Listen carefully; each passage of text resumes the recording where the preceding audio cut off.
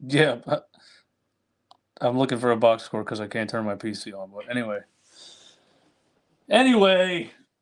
132 people. Let's just give my thoughts on it, man. Let me get this off the screen. What's good? 143 sickos in the building. Yeah. Thanks for being here. Thanks for hanging out. Hit the like button. We are on mobile. I don't know how good this is gonna be, but my PC is running a diagnostics test. My PC pulled a Ben Simmons today. It was supposed to be active, and at the last second, it just decided not to participate. So we did the whole playback stream on the phone, and now we're live on the phone. Yeah. Look, man. You know, I didn't think the refs were one-sided in this game like most of the game. You know, 90% of the game, 95% of the game, 99% of the game. I didn't think the officials were one-sided. I didn't think that they were calling all kinds of stuff for the Clippers and we weren't getting any calls and things like that. Although Kelly Oubre never gets calls. Tyrese Maxey should probably get a lot more foul calls than he gets. But I didn't think it was egregious one way or the other. But here's the thing with the NBA, man.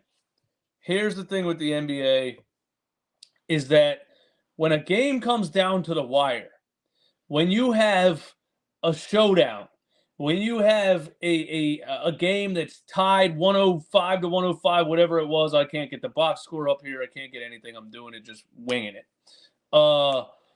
When you have a game that close, sports officials should be like, the people want to see the players decide the game, right?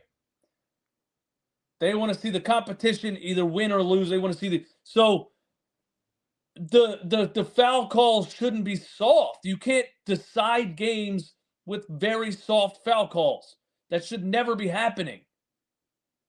Especially when NBA officials this season have admitted to us that whether or not contact was hard enough is their judgment call. You know, we've seen foul calls be challenged and overturned because, yes, there was contact, but the contact was marginal.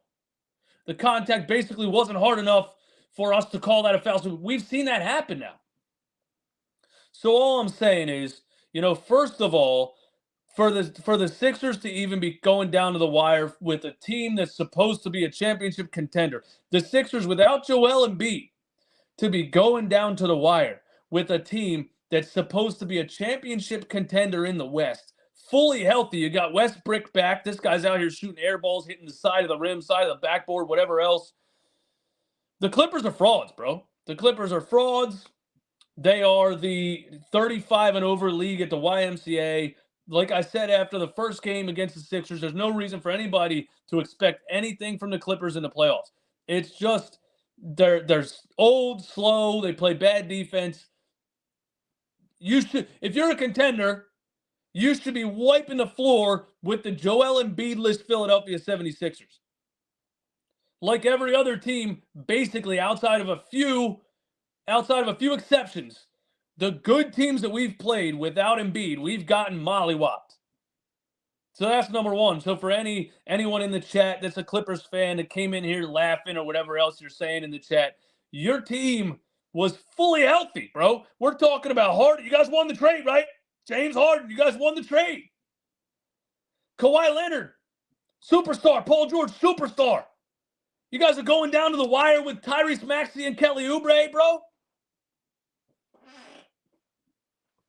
That's what's going on here? So that's number one. But the reason the title is this is because, you know, when a game is 105, 105, referees should be trying to stay out of it. They shouldn't be calling soft touch fouls to decide the game. It just shouldn't happen, you know? 2 and 1s down the stretch for Kawhi Leonard. And don't get me wrong, Kawhi Leonard is a dog. Kawhi Leonard was a dog in this game. One thing I respect about Kawhi Leonard is he was 1 for 197 in the first 3.5 quarters. But fourth quarter, crunch time, That's why I say efficiency is overrated, and true shooting percentage and all this shit doesn't really matter. You can give me, oh, this player's true shooting percentage is this in the playoffs. This player has the highest efficiency rating in NBA. Miss me with the bullshit. Who wins the game? You know what I mean? Who shows up? Who puts up the shots? Who puts the team on their back in crunch time? And those are things that great players do. They could be 0 for 25, and they're still putting the team on their back in crunch time. And I respect Kawhi Leonard for that. You know, he doesn't back down. He doesn't care. He does not look at stats. You know for a fact he doesn't look at Kawhi Leonard, bro. Guy hardly talks. Guy hardly says a word. You know for a fact Kawhi Leonard is never having a discussion about analytics or efficiency or anything like that. And so crunch time, he put the team on his back, and I got to give it to him for that. But, you know, 2 and 1s down the stretch. Sixers are up 2. Kawhi Leonard drives up and under. Great play, nice finish, and 1. Why are you giving him an extra potential game-winning free throw right there without seriously conclusive contact? You know what I'm saying? Why are you calling the and 1 foul right there? And you see the replay. Tobias Harris swipes down. Doesn't look like he made contact. Kelly Oubre's on the other side of him. I'm sitting here like, where's the contact? Why is he getting a potential game-winning free throw with maybe no contact at all? So we think we're shit out of luck. And Tyrese Maxey's double teamed at half court. You know, he doesn't force it. Now, he drove and slipped and fell, and there was a foul call, and they reviewed it, and it wasn't a shooting foul. I can't even remember off the top of my head what part of the game that was in, but Maxey throws the ball to Batum in the corner. Batum makes a seriously veteran heads-up play, finds Buddy Hield 30 feet from the rim, and Buddy hits a massive, massive, massive three-pointer with not a lot of time left to put the Sixers up by 2 again. And, you know, Buddy had back-to-back. That was his third 3, I believe, in the fourth quarter. He also had the drive with the right hand. It was nice off of a pump fake. So Buddy Hield, you know, had a nice run there to get his confidence back a little bit. Good to see that from him. So Buddy puts us up by 2. Kawhi Leonard again.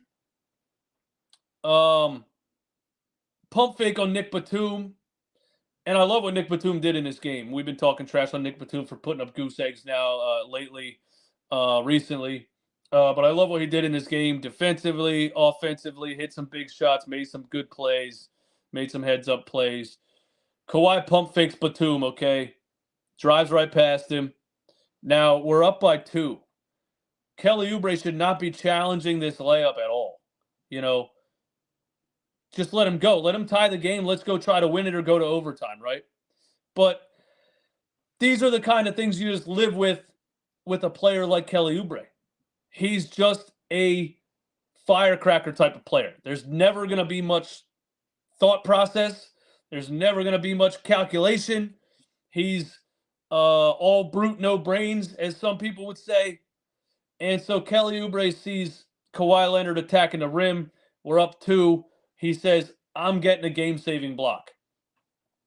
Or he didn't even know the score. I wouldn't be surprised if Kelly Oubre's mind just said, player shooting ball, me block shot.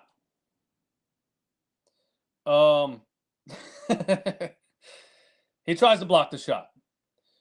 Kawhi, a tough finish. Very light contact. Very light contact. And for the second time in a row, the NBA officials give this guy an and 1 on maybe none, but if any, very light contact. Now, again, we've seen them review calls and overturn it by saying there was contact, but it was marginal. So we need to know the rules here, officials. We need to know, is marginal contact a foul? Or is marginal contact not a foul? Or when you want there to be a foul, is any contact a foul? And when you don't want there to be a foul, any contact might not be a foul if we think the contact was marginal and wasn't hard enough. I need to know. What are the rules, bro? What are the rules? Can the NBA sit down with the officials and figure out what are the rules? Because nobody seems to know. So they give him another and one, right? Oh, that's not the worst part. Oh, it gets worse. Final seconds, Kelly Oubre attacks the rim on Kawhi Leonard. The opposite of the opposite. The exact opposite of what just happened. That was called a foul on very, very marginal contact. The exact opposite happens. Kelly Oubre attacks the rim on Kawhi Leonard.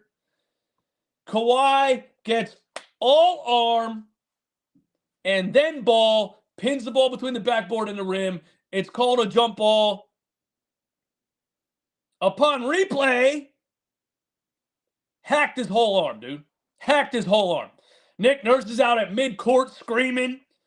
Kelly Oubre, I can't figure it out. Because if Kawhi Leonard's getting 2 ghost calls in a row, maybe the second one was a touch foul. Kelly Oubre, exact same scenario, hacks his whole arm, no call. Also, we challenge it. You can't challenge a no call.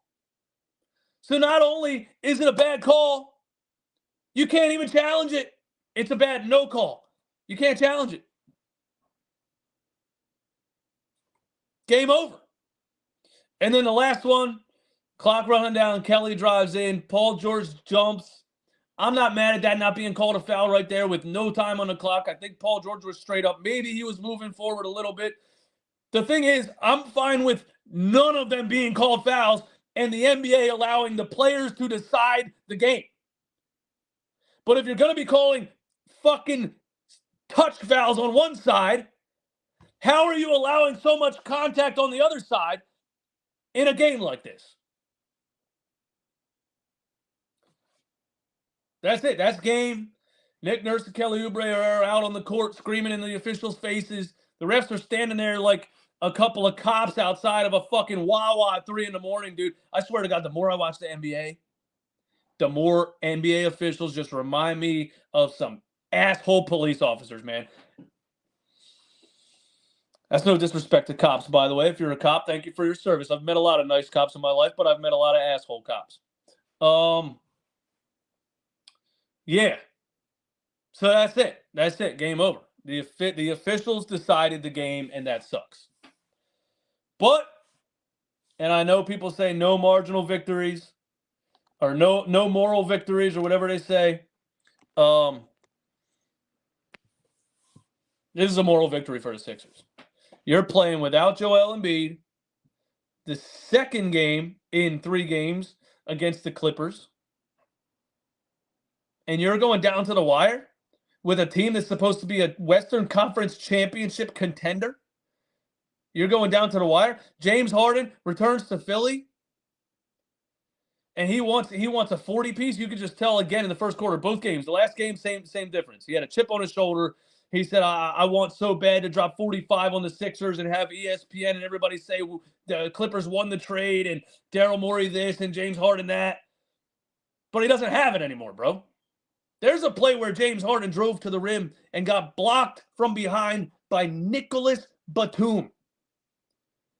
Nicholas Batum is 47 years old. Bro, Google it right now. He's legitimately 47. His vertical at his age is 0.6 inches. Seriously, Google it.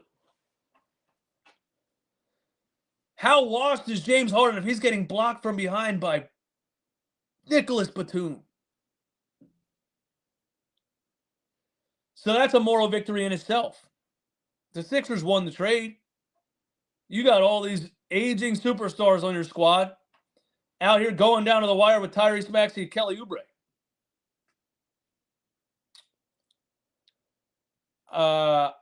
So yeah, there's that. That's really all I have on the game. What else do I care about? Tobias Harris gave you 14 points. Who gives a shit? Who gives a shit? It's Tobias Harris. It's what he does at this point. In a big-time game, he's giving you 14 to 18 to 19. He's just a guy.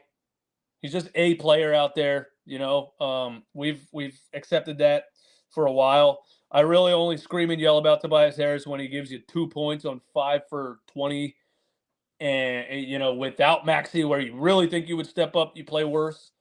He was just Tobias Harris this game. He's just mid, you know.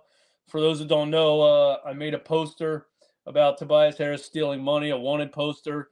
Somehow it got posted on Facebook, and Tobias Harris's father, his dad, commented on the poster that I made and said, "Y'all bunch of broke, dusty bums." So not only is Tobias Harris the most overpaid mid player of all time, his dad thinks it's okay because they're all rich because they got a max contract. And we're all just broke, dusty bums who should have no opinion whatsoever. And that's really like when you really look at some of the things that Ben Simmons has said and the way he's acted towards criticism and the way Tobias acts towards criticism. Some of these guys get so rich that they don't listen. They don't care what anybody says because the rest of the world is just peasants today. We're just peasants. We're just 9-to-5 workers. What do we know, right? What do we know? Anyway, that's Tobias Harris. I'm happy to see that Buddy Hield, got his groove back a little bit, and the clutch threes in the fourth quarter, and the huge three that he hit after the bullshit call. That was a big one. I was happy about that. Yeah. What else? I don't know, dude. I don't know. I don't have anything else to say about this game. We're live on StreamYard on the mobile phone because my computer is being Ben Simmons. It's deciding not to play.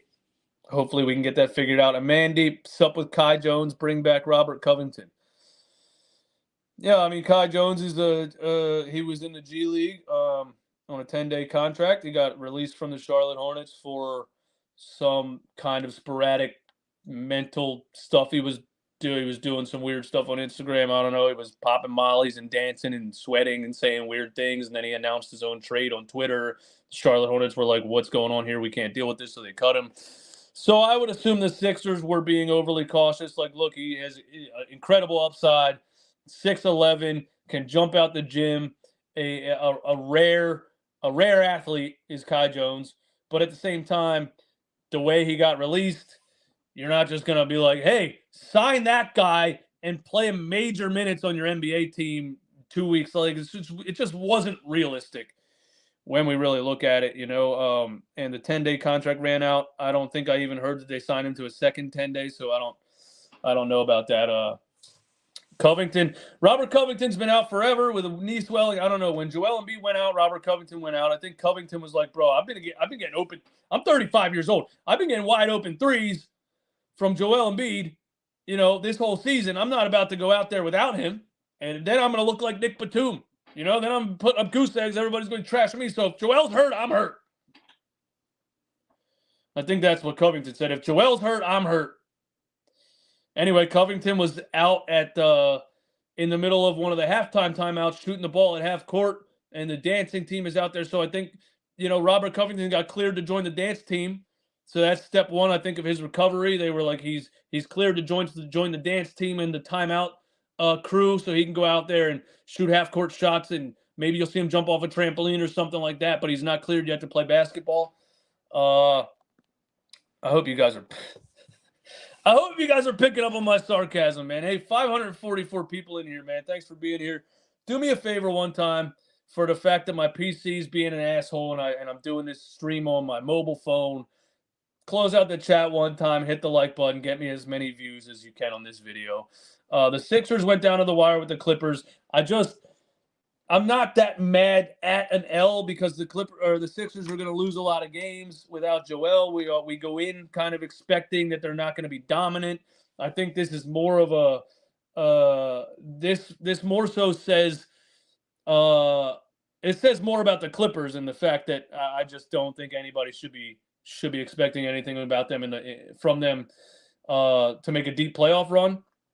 But it also says this, the Sixers haven't been good without Joel Embiid. We know that. But Nick Nurse doesn't accept being bad. That's one thing about Nick Nurse that I've come to love. In some of his press conferences after games where they show little effort and things like that. And, he doesn't make excuses. He doesn't get up there like Doc Rivers and say, this is a scheduled loss. It's a traveling back-to-back, this or that. He doesn't accept mediocrity. He doesn't accept lack of effort.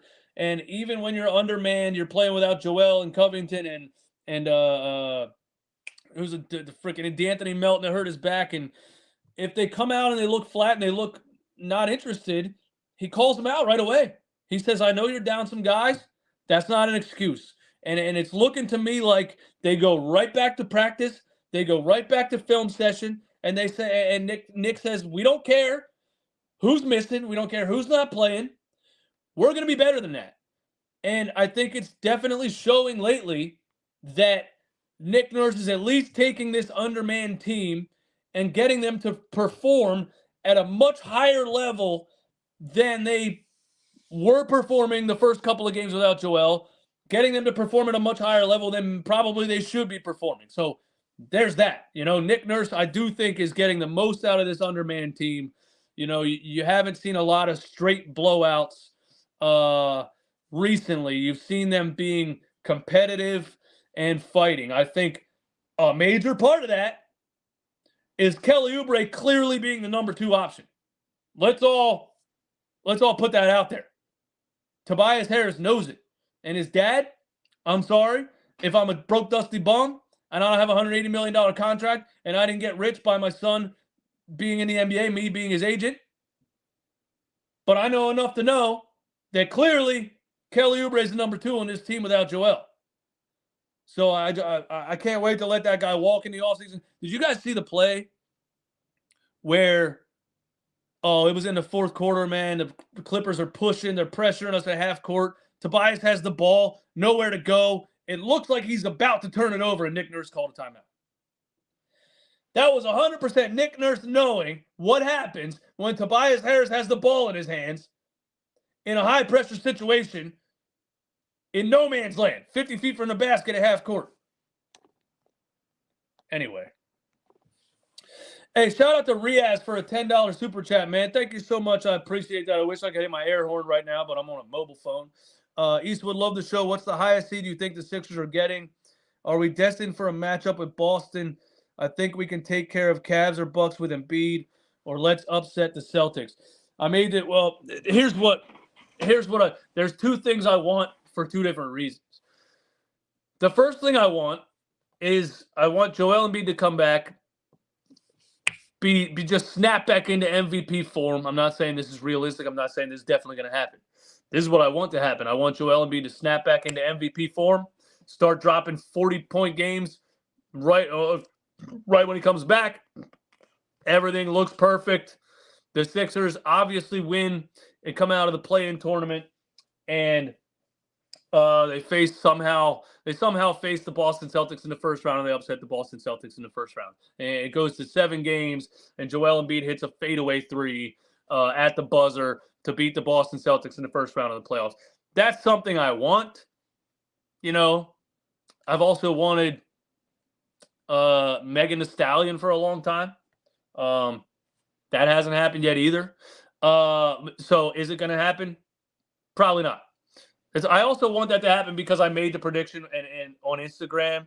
I put a clip of me making that prediction, and it has like 100,000 views, and there's like thousands of Celtics fans in there calling me a retard. So that's another reason I want it to happen, because I can't wait to shove it back in their faces. Pause.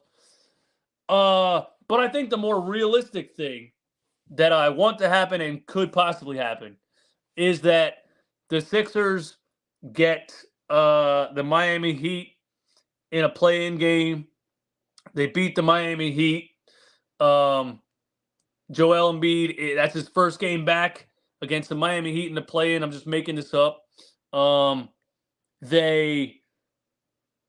comes down to the wire. Joel Embiid's not very good in that game. He looks rusty, whatever. They get Doc Rivers and the Milwaukee Bucks in the first round. You can't write a better story than to upset the coach that drug us out for 3 years. Isaiah Joe had a poster today. Did you see that? Nothing will be better than beating Doc Rivers in the first round of the playoffs.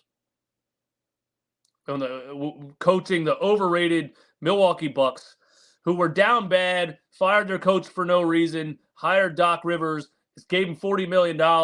Now they're stuck for another 4 years with Doc. I mean, just bro, they went from championship contender to I don't expect much from the Bucks for the next couple of years because of Doc Rivers. Not only that, you traded away Drew Holiday for Damian Lillard. You traded defense for offense. You know how it goes into playoffs.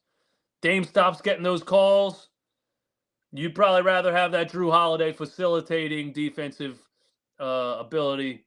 So yeah, that's. I don't know if I answered your question. Are we destined for a matchup with Boston? I think we're destined for a matchup with the Milwaukee Bucks. I think that's the more realistic thing. I think we win the play-in game and we come out as the 7th seed and we play the Milwaukee Bucks in the first round. I think that's the more realistic. But I can't look at the standings right now or anything because I'm on a phone and that's what we're doing. What are we doing? Let me read the. Thank you for the super chats. If anybody else definitely wants a comment read, all you gotta do is super chat and I'll read it. If not, there's 623 people in here. I'm gonna try to read the chat, but it's probably too much absolute BS in here to get anything good out of it. I said this last year. No one listened. Maxey is not a point guard. Okay, McNugget, congratulations on that. I'm not sure what you want. You want a crumble cookie? What you want, bro? You want a crumble cookie, man? Is that what you want? Maxey's a playmaking shooting guard, bro. That's what he is. He's a bucket. You can run him at point, though. You're watching it happen. There's definitely plenty of lineups where Tyrese Maxey is the point guard. Is he a veteran facilitator, half-court floor general like Kyle Lowry or Chris Paul or somebody like that? No. That doesn't make him totally not a point guard. Scoring, a score-first, playmaking point guard? I think you can call him that. Sorry, I ate the crumble cookie already, so I can't give you the cookie, man. Let's see. Celtics, Bucks, Knicks, Cavs, Magic, Pacers, Heat, Sixers is the standings. Hey, thanks for that.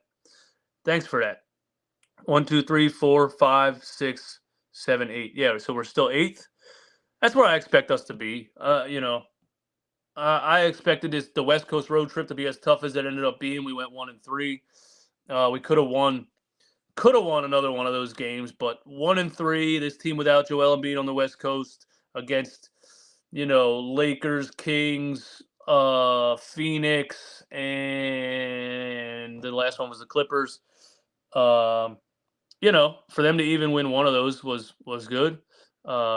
Embiid needs to not worry about scoring as much when he gets back and fully commit himself to the defensive end and crashing the glass.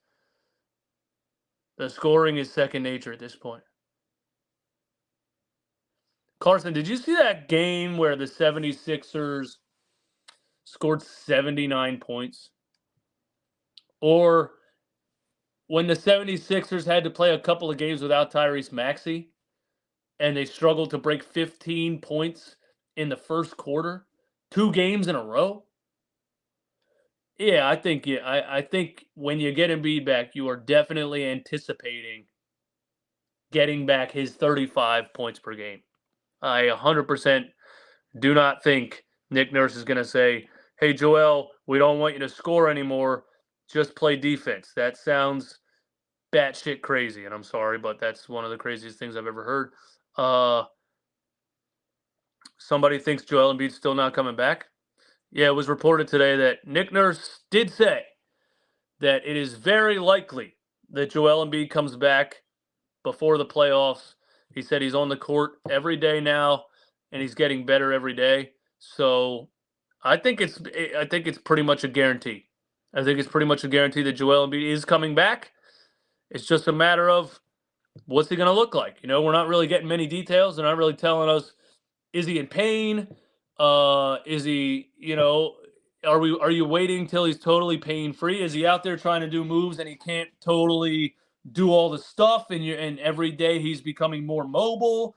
Or is there no pain at all and he's good to go, but you guys are ramping him up and keeping him, in keeping him off the court just until you feel like he's conditioned enough to play well? If that's the case, then I think Joel Embiid really could come back and just pick up where he left off.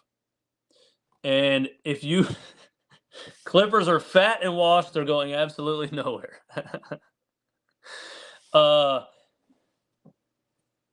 If Joel Embiid comes back, here's what I want to say.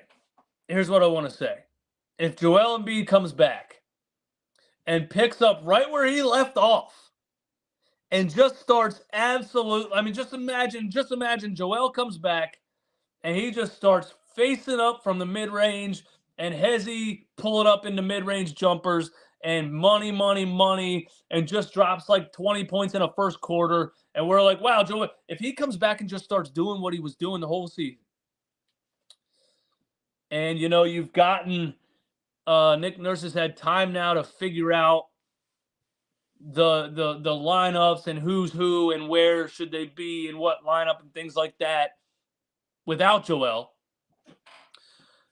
they're going to be very good. And I'm telling you, if Joel comes back and he picks up right where he left off, there's no question in my mind they are knocking somebody out in the first round. No question in my mind. Because they started the season 8-1. They were 26-8 with Joel Embiid on the floor. They had the highest net rating in the NBA. They were top 2 in offense and top 5 in defense. There's no reason for me to believe that they won't take out somebody in the first round coming out of the play-in tournament. It's all about, will Joel be 100% or not? If he's 100%, everybody's in trouble. If he's 100%, everybody's in trouble. If he's not 100%, then, there's that. DJ sounds sick. Well, that sucks, man. Because my son's been sick for a couple days now. So if he gave that to me, that's not something to look forward to because he's been low energy, sore throat, all that stuff for a couple days. So I hope I'm not getting sick, but maybe I am. It's part of life, man. The refs love the Clippers. Lincoln Cartwright says Nick Nurse sucks. Wow, incredible insight there, man. Thanks for really elaborating and giving full detail on your opinion. I want you to know that we are, in fact, taking your opinion very seriously. Eastwood a fraud. They fouled all game. Paul George Leonard hammers all game. No Cali. Jim Yoder, man. I don't know if you're missing a couple keys on your keyboard or if you just had like a couple of strokes while you were trying to type that. I'm not sure what happened there. Maybe next time just voice text it instead of trying to type, because I don't think typing is really, your thing. You're kind of the Ben Simmons of typing. Just don't do it, What else we got out here, man? DJ, we're making a finals run as an 8 seed trust. Let's go! Facts. Facts, bro. Facts. What else I got, man? He would look better. Facts. He might be Amish. They're not allowed to use computers. They fouled Oubre twice. Facts. Nurse don't know who to use sometimes. Who is he supposed to use? Who's on the roster that he's supposed to be using right now? I'm telling you, Nurse, first of all, Mo Bamba stinks. Nick Nurse has gotten way more out of Mo Bamba than any coach he's had so far in his career. Let's give Nick Nurse credit for that. Okay? Number one. Number two, Nick Nurse has gotten way more out of Kelly Oubre than any coach that he's had in his career. That's number two. And Nick Nurse has this team without Joel Embiid going down to the wire with teams that are supposed to be contenders. So I don't know how we're talking bad about Nick Nurse after a game like this. Couple more, and I'm getting out of here. Are you taking calls? No, I'm on StreamYard Mobile right now because my PC was being Ben Simmons today. It didn't feel like participating. So there's that. Knicks has more injuries than 76ers and their third seed. They ain't frauds. Oh, really? Did the Knicks lose their MVP candidate player for 3 straight months? Is that what happened, Isaiah Jackson? Because I must have missed that, man. I don't know. Jalen Brunson was out for 3 months? Jalen Brunson had meniscus surgery and the Knicks have been playing without their leader? Really? I knew when this stream blew up to 600 plus people, there was going to be some wild shit in the chat. But I appreciate it. Thank you all, every single one of you that clicked, and every single one of you that are putting stuff in the chat. Because guess what? Content is king, and the algorithm runs on interaction. What else we got, man? Somebody else dropped a super. Eastwood salute, Sicko Nation, stand up. These refs fucking suck. The league ain't what the Sixers beat the Clippers 2 times the same week without Embiid. Love the effort. Facts. Facts, man. And again, I'm not saying that the Sixers for sure would have won this game. I'm not slandering, Kawhi Leonard at all. I thought he was a dog down the stretch. I love the fact that he doesn't care what he shot the first half. He's gonna come out there and put the team on his back. I just think to be calling ghost fouls and touch fouls on the last couple of possessions to try to give the Clippers a game-winning free throw it's just fraudulent behavior, bro. It's just absolute fraudulent behavior. The refs were frauds in this game, and then Kelly Oubre gets hacked across the arm on a potential game winner and gets no call at all. And you can't challenge a no call, so, good game considering we didn't have Embiid, starter in Melton, top 5 league, deflections leader in Rocco. Wish your son feels better soon. I'm out. Billy Drills, thank you. Thank you for being in the playback stream. It was a good time. Thank you all for coming in here. I wasn't going to do a live show because of my PC, but went live on the phone, and it turned out okay, man. So thank you all for being here. McNugget, it's all love, man. It's all love. It's all just sports banter, you know what I mean? We none of this is personal. Maybe it's just a guys trying to put a basketball in a hoop. I never really get personal over sports opinions, unless people come on and start saying weird things about not sports related, you know what I mean?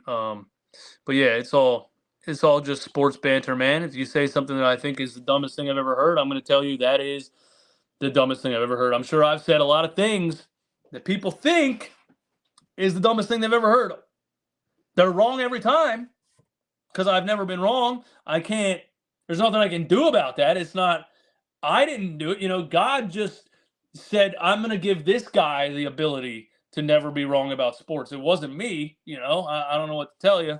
But yeah, I think that's all.